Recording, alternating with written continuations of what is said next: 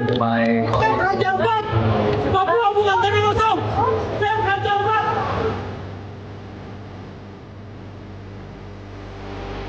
Ya, memang kelihatannya pelaksanaan kegiatan tambang nikel di PT DAK ini oleh PT GN ini relatif memenuhi kaidah-kaidah tata lingkungan. Artinya bahwa tingkat pencemaran yang nampak oleh mata itu hampir tidak terlalu serius. Artinya kalaupun ada gejala ketidaktaatannya lebih ke minor-minor saja. Tetapi ini dari pandangan mata tentu masih perlu dilakukan kajian-kajian mendalam karena tentu sedimentasi itu sudah menutupi ini permukaan koral. Ada beberapa langkah yang harus kita lakukan.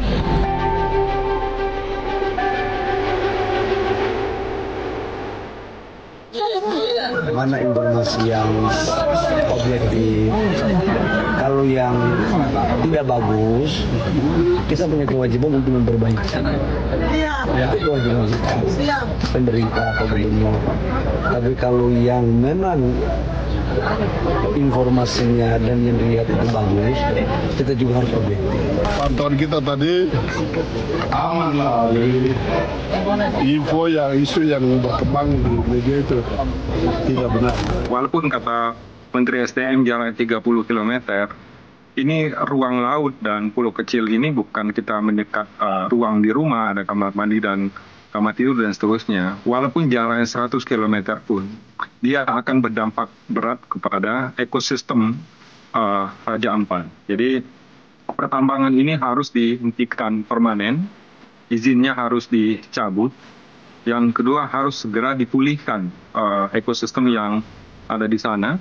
Yang ketiga harus dilakukan investigasi kepada pihak yang memproses perizinan kepada perusahaan-perusahaan tambang ini.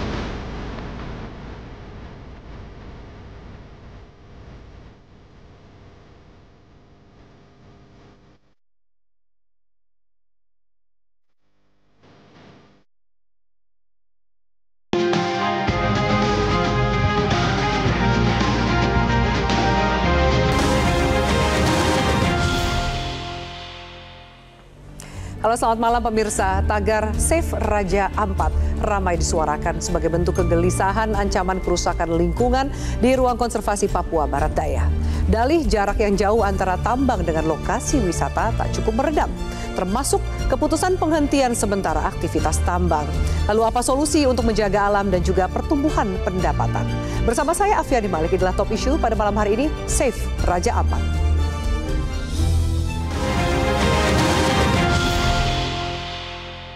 Dan pemirsa, sudah kami hadirkan narasumber di Studio Metro TV, hadir Ketua Tim Kampanye Hutan dari Greenpeace Indonesia, Mas Ari Rompas. Mas Ari, selamat malam. Selamat malam. Terima kasih sudah hadir. Terima kasih ya. Dan kami juga hadirkan Aliansi Jaga Alam Masyarakat Raja Ampat, Roni Mabrasar.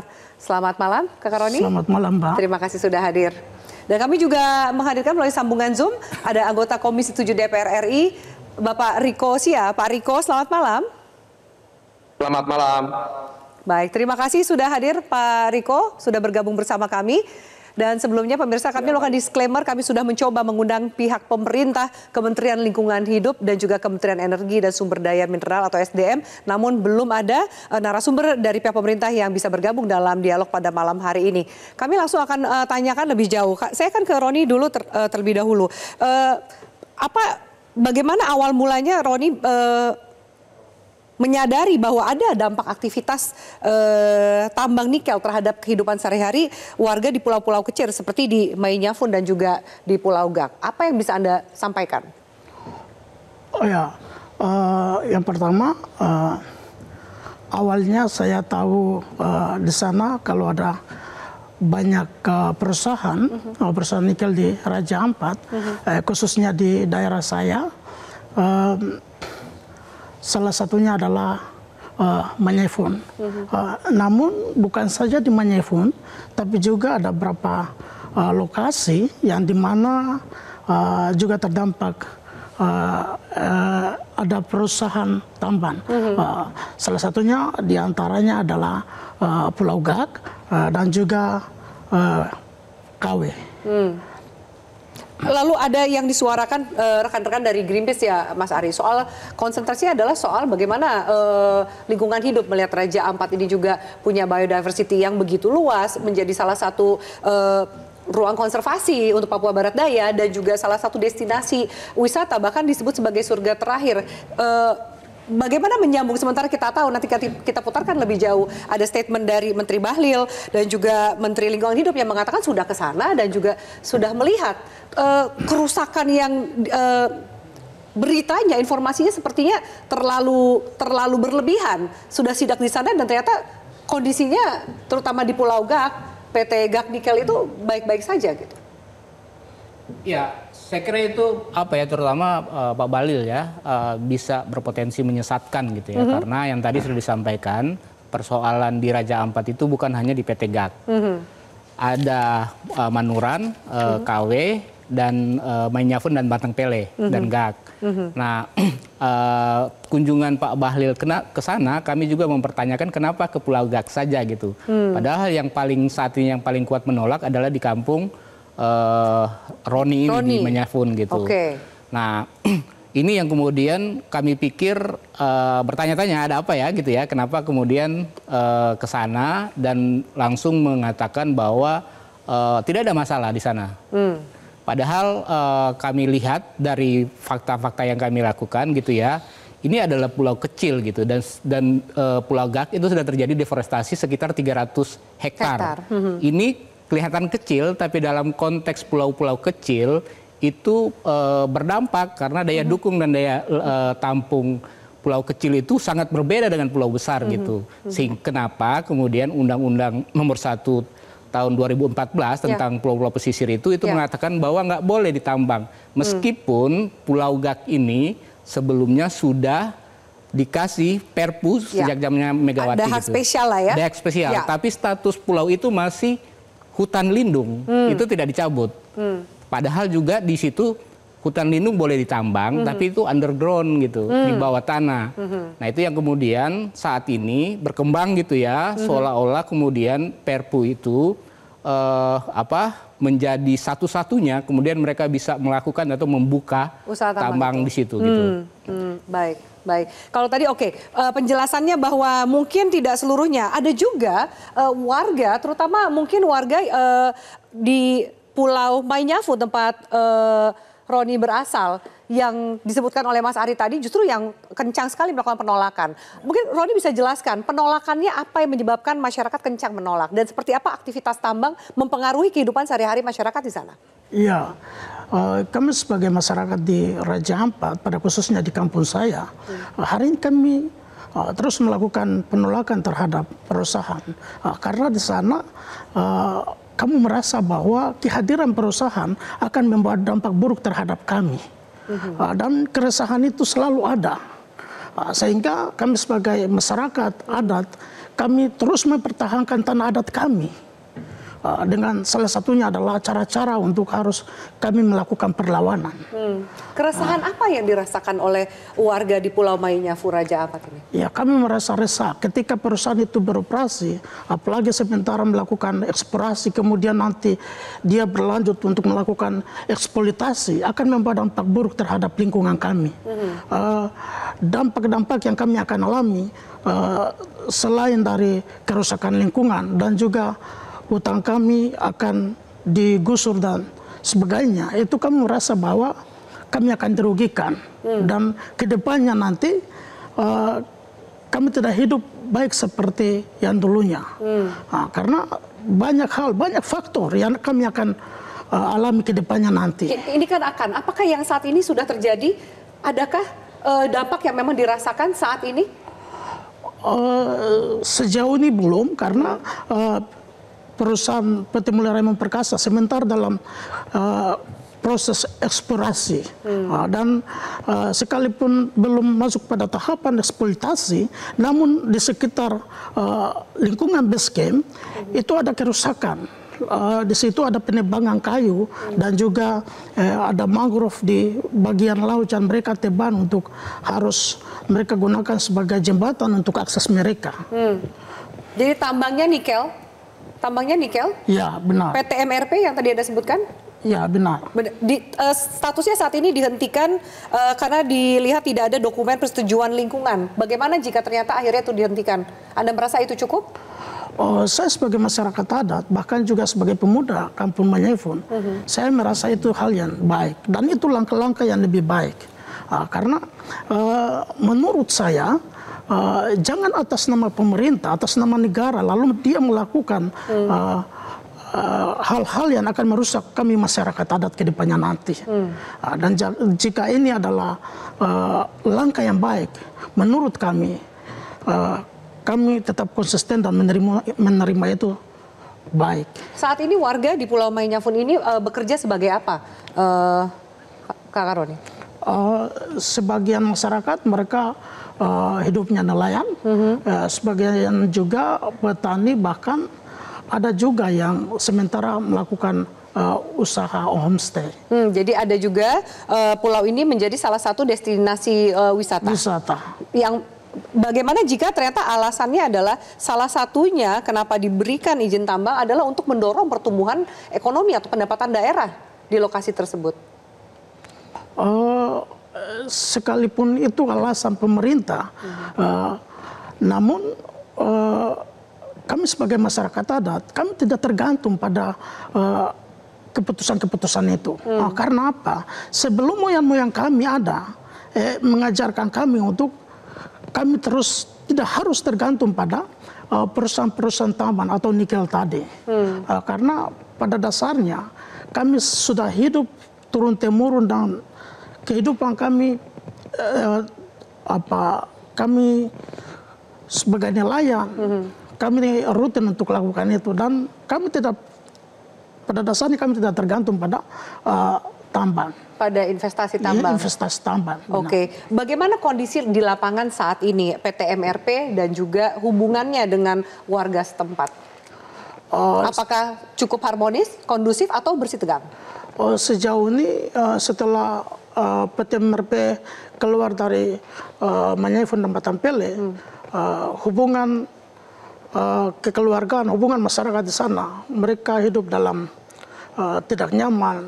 Yang awalnya mereka hidup baik antara keluarga dengan keluarga, saat ini mereka sedang hidup dalam tertekan dan mereka tidak hidup harmonis seperti biasanya. Oke, Mas Ari ada mau menambahkan? Iya, saya kira yang terkait dengan ekonomi ini menjadi sangat penting ya, karena ini bagian dari proyek transisi energi gitu, yang kemudian juga mendorong ya pertumbuhan, katanya menurut pertumbuhan ekonomi bahkan Presiden Prabowo itu memasukkan transisi energi gitu untuk mencapai 88% pertumbuhan ekonomi. Dan salah satu poin yang paling penting adalah bagaimana hilirisasi dari pertambangan nikel ya.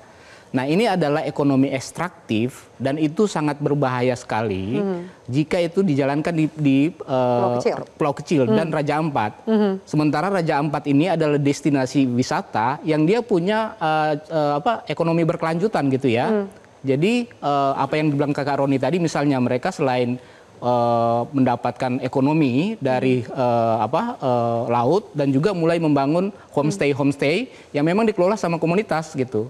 Nah, ini akan menumbuh pertumbuhan pendapatan bagi mereka, tapi dengan atas nama tadi pertumbuhan ekonomi itu kemudian menghancurkan surga terakhir yang kita punya. Itu dari sisi ekonomi. Belum lagi kalau kita melihat kekayaan biodiversitas di sini gitu ya.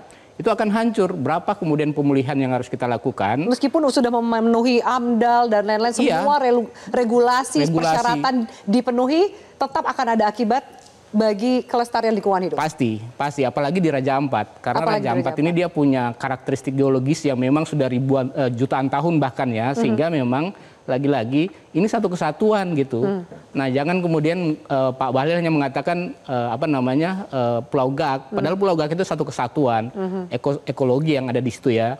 Nah, ini juga harga mahal yang akan kita bayar kalau kemudian Raja Ampat itu harus dibuka tambang nikel. Padahal kita ketahui bahwa misalnya di Morowali, di Halmahera, itu sudah banyak sekali berdampak gitu ya.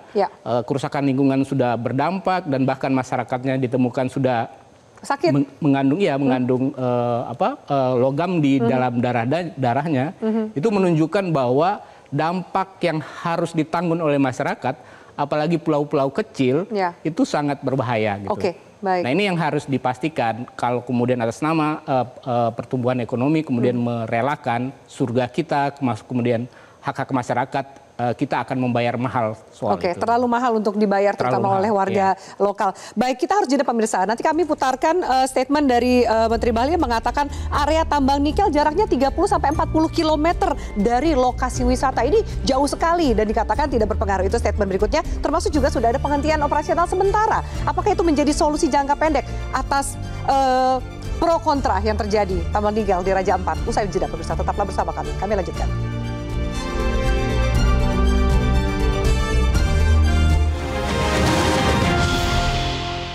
Melihat mana informasi yang objektif. Kalau yang tidak bagus, kita punya kewajiban untuk memperbaiki. Itu kewajiban kita, pemerintah, Pak Gubernur.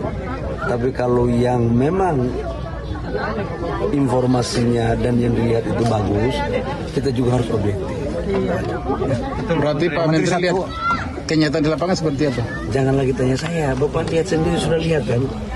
Saya sudah cek ini. Pak, dengan kegaduhan itu pemerintah sikapnya seperti apa, Pak? Nanti kita evaluasi ya. Kita evaluasi total, baru kemudian kita membuat keputusan. Pantauan kita tadi aman lah, jadi isu yang berkembang di media itu tidak benar. Kita lihat laut masih biru, mereka juga memenuhi kewajiban mereka, ada reklamasi, ada penghijauan, jadi semua masih bagus lah. Khusus untuk Pulau Gak, apa tempat ini, Tegak di sini, tapi tidak tahu nanti di tempat lain lagi kita masih ingin singgah lagi. Ya, tadi baru saja kita dengarkan statement dari Gubernur Papua Barat Daya Elisa Kamu dan juga Menteri SDM Bahlil Lahadalia. Saya minta tanggapan dari Pak Riko Sia, anggota Komisi 7 DPR RI yang juga dapilnya ternyata juga di Papua Barat Daya. Pak Riko, bagaimana tanggapan Anda melihat ini kan ada yang sempat heboh, Chef Raja Ampat tagarnya begitu kencang bersuara karena keresahan atas kekhawatiran pencemaran dan kerusakan lingkungan hidup, tapi di satu sisi sudah ada menteri yang kesana dan mengatakan tidak seperti yang disuarakan di media sosial. Tanggapan Anda, Pak Riko? Baik, pertama-tama kita luruskan dulu apa yang pertama-tama saya dan kawan-kawan dari yang mendemo sampaikan. Jadi tidak pernah ada masalah terkait dengan PT Gak Nikel yang adanya di Pulau Gak. Tidak pernah ada laporan soal itu. Kenapa? Teman-teman juga menyadari bahwa dari Pulau Gak sendiri yang merupakan salah satu perusahaan yang dulu membawa yang mensponsori agar segitiga karang dunia ini kemudian bisa mendapat pengakuan dari UNESCO. Itu harus diakui juga. Ada peran penting support dari PT Gak. Jadi teman-teman tidak pernah mempermasalahkan yang namanya Pulau Gak. Yang teman-teman pariwisata sampaikan, saya bicara dari sisi Komisi 7 dulu ini. Teman-teman sampaikan pada saat kita dengan Komisi 7 reses ke sana, Pak Bupati maupun Pak Gubernur minta tolong terkait dengan tambang-tambang yang 4 ini yang didemo. Jadi PT Kawai Sejahtera Mining, PT Mulia Raymond Perkasa, PT Anugerah Surya Pratama, dan satu lagi ada di Peta Modi, boleh lihat di sebelah kanan bawah, itu ada yang namanya PT Nasram. Itu mungkin di sekitar Pulau Kabare, tepatnya mungkin di Esnar. Nah, berdasarkan informasi bahwa 4 perusahaan ini ada yang masih melakukan penambangan, contohnya misalnya yang tadi sudah disebutkan oleh Pak Mamdasar, itu yang di Raymond yang sementara sedang melakukan boring di sana. Terus kemudian masih ada aktivitas dari PT Kawai, dan tentunya semua ini melanggar. Kenapa melanggar? Karena izinnya tidak lengkap. terkait dengan RKAB, informasinya yang PT KAI sudah tidak jalan, tapi masih ada aktivitas. Ini namanya illegal mining. Nah, saya tidak mau masuk ke illegal mining karena di sana Komisi 12. Nah, terkait dengan apa yang dimintakan oleh kami dari teman-teman pariwisata, izin keempat perusahaan yang tadi saya sebut di luar Gapnikel itu minta dicabut. Yang jadi masalah adalah, yang jadi blunder adalah pada saat Pak Menteri ESDM menyebutkan bahwa mereka akan ke Pulau Gak yang dianggap, yang dilaporkan bermasalah mencemari lingkungan. Sementara kami tidak pernah melaporkan seperti itu. Ternyata pulau lain yang bermasalah di luar Gak gitu ya, Pak Riko? Di luar Gak. Nah, karena yang lucunya kan kalau kita melaporkan yang A, kenapa yang pergi dilihat yang B? Itu jadi tanda-tanda besar. Nah, kenapa Menteri SDM nggak nyambung? Salah di mana menurut Anda? Ya, saya kurang tahu. Sebagai Menteri SDM, beliau bisa lihat, beliau punya perangkat-perangkat seperti dirjen-dirjen yang bisa langsung dicek apakah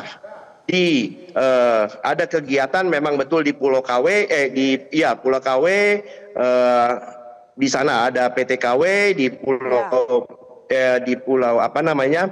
Batang Pele, ada PT Mulia, PT Anugrah di Pulau Manuran, seperti yang disampaikan oleh LHK. Dan LHK berdasarkan mereka punya rilis persnya menyatakan bahwa memang benar ada penambangan yang sementara beraktivitas di PT KW. Artinya bahwa ini semua ilegal.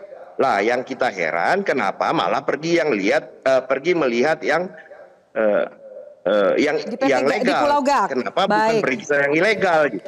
Baik, Pak Riko, PT ASP, PT KSM, MRP yang Anda katakan, PT Nasran tadi Anda katakan, ini semua statusnya saat ini sudah dihentikan sementara. Sementara tuntutan Anda adalah dicabut.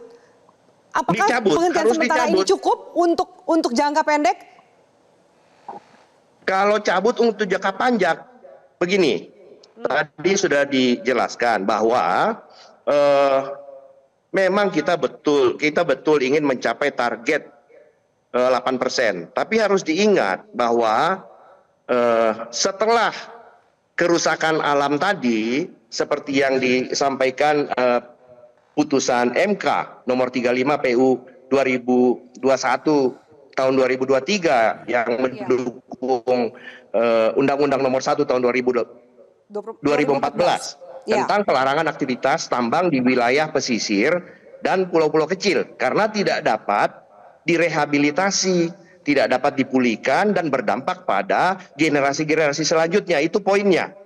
Nah, kalau pariwisata berkelanjutan tentunya akan menghidupi masyarakat setempat dan negara Republik Indonesia, bahkan dinikmati oleh dunia. Bayangkan kalau kita bisa bikin wisata dunia di sana, berapa banyak juga uang yang bisa masuk dengan promosi-promosi, dan kita bangun tentunya infrastruktur sambung menyambung dari satu destinasi wisata sampai ke Raja Ampat dan seterusnya.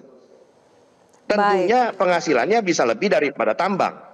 Apakah dalam jangka waktu panjang. Pak Riko, apakah Komisi 7 bicara soal pariwisata? Tadi Anda katakan sebenarnya bisa long term gitu, pertumbuhan ekonomi dari industri pariwisata. Apakah Anda di Komisi 7 sudah mempunyai data kerusakan di pulau-pulau yang tadi Anda sebutkan akibat aktivitas tambang yang ada di sana? Kerusakannya seperti apa sehingga Anda mendorong untuk mencabut saja izin pertambangan? Begini, saya tidak mau terlibat di dalam konflik yang masalah di media sosial, yang mana ada juga yang mengupload barang-barang yang tidak benar dari Raja Ampat. Nah, di situ terjadi pro kontra karena ada orang juga, ada teman-teman lain yang kita nggak tahu dari mana mengupload atau mengedit data-data sehingga gampang sekali untuk Kementerian ESDM untuk menyebut bahwa itu hoax. Ya, jadi saya tidak mau terlibat di dalam sana. Yang saya mau sampaikan adalah izin tambang-tambang yang terbit ini itu melanggar Undang-Undang Nomor 1 Tahun 2014 yang sudah dikuatkan oleh putusan MK Nomor 35 PU garis datar 21 2023. Nah, kalau ini sudah melanggar, kenapa harus diberikan? Sementara di situ tempat adanya jantung segitiga dari terumbu karang di dunia ini. Nah, kalau ini yang kita eksplor, artinya pariwisatanya tentunya akan lebih bermanfaat berkelanjutan, bukan meninggalkan lubang-lubang atau pencemaran-pencemaran yang tentunya akan datang. Nah, terkait dengan tadi apa yang disampaikan bahwa apakah ini kemudian sudah terlihat pencemaran, sudah ada, sudah disampaikan oleh siapa? Sudah disampaikan oleh LHK dalam laporannya bahwa ada pencemaran. Nah, baik. Saya harus jeda dulu, Pak Riko. Sudah ditangkap, maksudnya saya harus jeda dulu. Saya minta tanggapan dari Kakak Roni Mambrasa juga Mas Ari soal statement bahwa kacamata rekan-rekan di Komisi 7 pariwisata saja, sama seperti yang tadi Kakak Roni sampaikan bahwa bisa hidup juga masyarakat dari industri pariwisata. Usai jeda pariwisata, tetaplah bersama kami.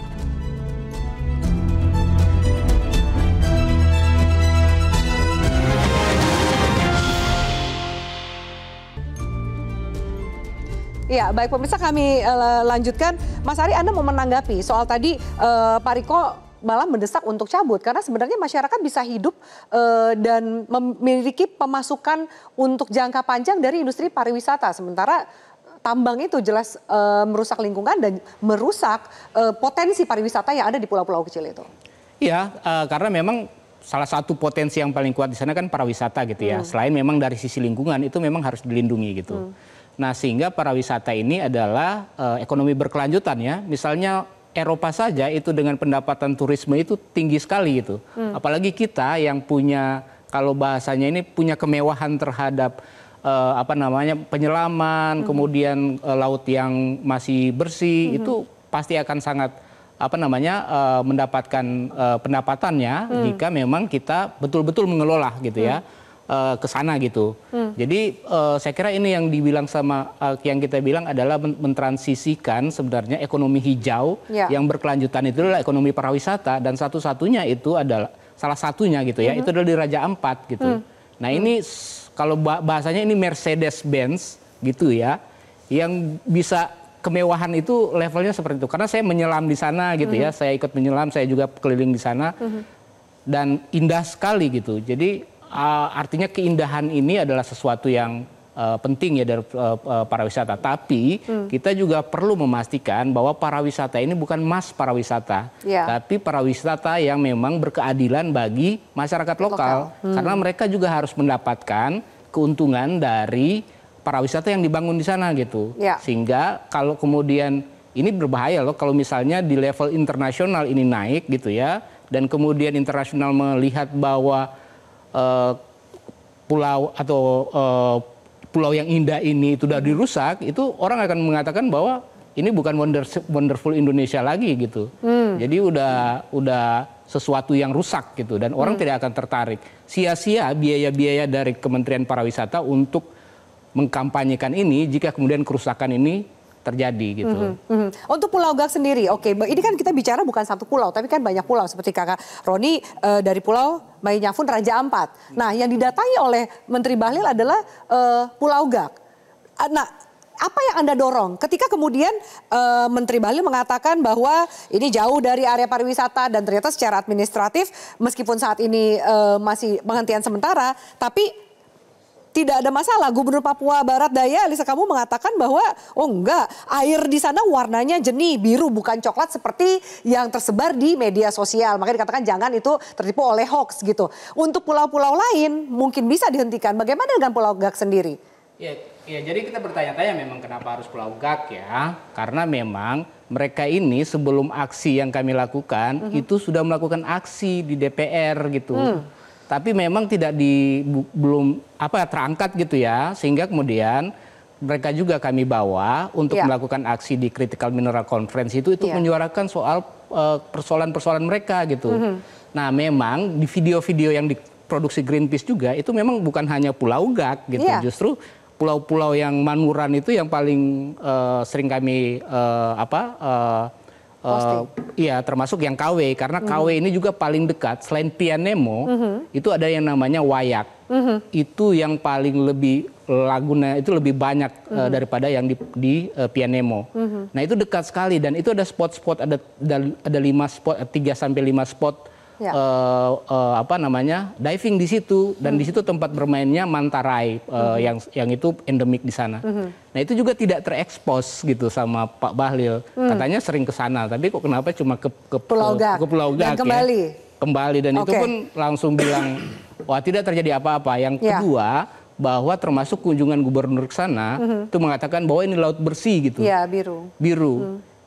Limpasan air itu terjadi kalau musim hujan. Nah, kalau dalam kondisi yang tidak baik-baik dan kemudian mereka tidak beraktivitas, memang tidak kelihatan gitu. Dan aku nggak tahu juga apakah mereka mengelilingi pulau itu, karena dari beberapa video kami juga melihat ada air coklat yang menggenang. Termasuk yang Kompas itu pernah meliput itu tahun 2022 dan itu juga kelihatan betul kerusakan-kerusakan. Jadi mungkin pada saat waktu yang tidak tepat, tapi kemudian mengatakan bahwa ini hoax gitu. Bahwa tidak terjadi. Apa yang disuarakan. Iya, dan bahkan bilang hoax. Ini berbahaya menurut saya.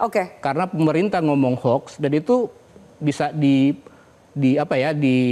diakumulasi orang bahwa persoalan di sana itu adalah hoax gitu. Tidak nyata. Tidak nyata, padahal belum melakukan penelitian termasuk apakah temuan KLH terkait dengan kerusakan di sana kemudian bisa dibantah oleh Bahlil sama gubernur bahwa itu hoax. Nah ini ada kebingungan informasi, kami lanjutkan. Termasuk suara apa yang mau Anda sampaikan Kakak Roni Mambrasar. Nanti saya berikan waktunya usai jeda, tetaplah bersama kami.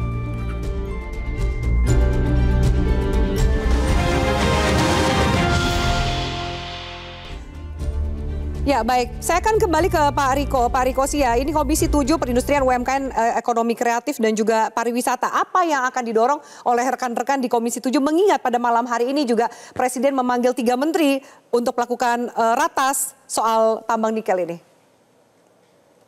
Baik, terima kasih. Yang paling saya urutan adalah yang paling penting dulu. Yang pertama adalah keempat perusahaan yang berada di dalam lokasi destinasi wisata dunia kita ini, yaitu PT Kawai Sejahtera Mining, PT Mulia Raimond, PT Anugerah Surya, dan PT Nasram tadi dicabut dan tidak boleh diterbitkan lagi izin-izin lain ataupun perusahaan lain, karena ini adalah wisata dunia yang bisa berkelanjutan mendatangkan income yang lebih besar, lebih jauh daripada pertambangan itu sendiri dalam waktu jangka panjang. Yang kedua, apabila Pak Bahlil ke Pulau Gak lalu mengatakan bahwa hoax yang lain-lainnya itu beliau dengan yang lain. Tapi kalau dengan kami yang mengajukan 4 perusahaan ini untuk ditutup, saya bilang Pak Bahlil telah melakukan pembohongan terhadap publik karena tidak pergi ke sana. Kalau beliau ditugaskan oleh misalnya Presiden untuk melihat keseluruhan dan hanya pergi ke sana,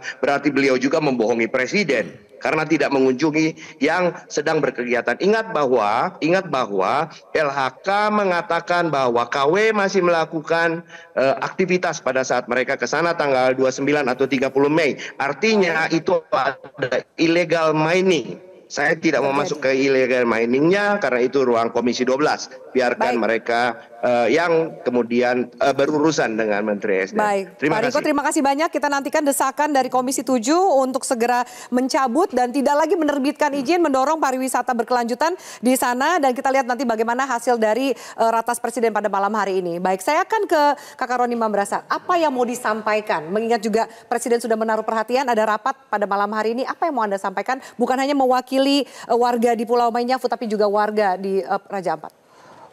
Saya berpikir bahwa Raja Ampat ini salah satu daerah di mana pariwisatanya lagi kencang. Dan saya berharap agar pemerintah pusat lebih jeli melihat persoalan ini. Sehingga tidak harus meninjau, tetapi bagaimana harus mengambil tindakan yang lebih serius untuk harus mencabut izin-izin yang ada di Raja Ampat dan juga beberapa daerah yang ada di beberapa daerah yang di mana tambangnya ada harus izinnya harus dicabut. Lalu di sini saya mau sampaikan bahwa kami masyarakat adat di Raja Ampat kami hidupnya lebih nyaman, lebih baik tanpa harus ada tambang, ya karena pada dasarnya kami sudah hidup lebih nyaman dengan dunia pariwisata. Baik, jadi Anda menekankan itu dicabut dan kemudian bisa melakukan kegiatan pariwisata berkelanjutan yang lebih bermanfaat untuk warga lokal di sana. Benar sekali. Baik, Kak Roni Mamarsa, terima kasih banyak. Mas Ari, silakan terakhir closing statement Anda. Ya, yang pasti ya bahwa Presiden Prabowo ini harus turun tangan. Karena kalau hanya berharap kepada menterinya yang kemudian menggunakan instrumen hukumnya yang sektoral, itu nggak akan ketemu-ketemu. Masa satu udah temukan pelanggaran lingkungan, satu ngomongin hoaks. Ini kan gimana cara ininya? Nah sehingga kami berharap Presiden turun tangan terhadap ini. Karena selama ini persoalan-persoalan masalah lingkungan selalu diserahkan sektoral. Padahal Pak Presiden ini harus punya kekuatan penting. Yang kedua, kami dari Greenpeace, saya pikir tetap akan terus berjuang bersama masyarakat ya, karena ini tidak Raja Ampat ini harus diselamatkan. Tidak ada tawar-menawar lagi selain Raja Ampat menjaga permata terakhir kita, surga yang ada di bumi ini. Terima kasih banyak Bapak-Bapak untuk diskusi pada malam hari ini dan juga pemirsa terima kasih banyak atas atensi Anda. Kita akan jumpa lagi pekan depan. Terima kasih, selamat malam, sampai jumpa.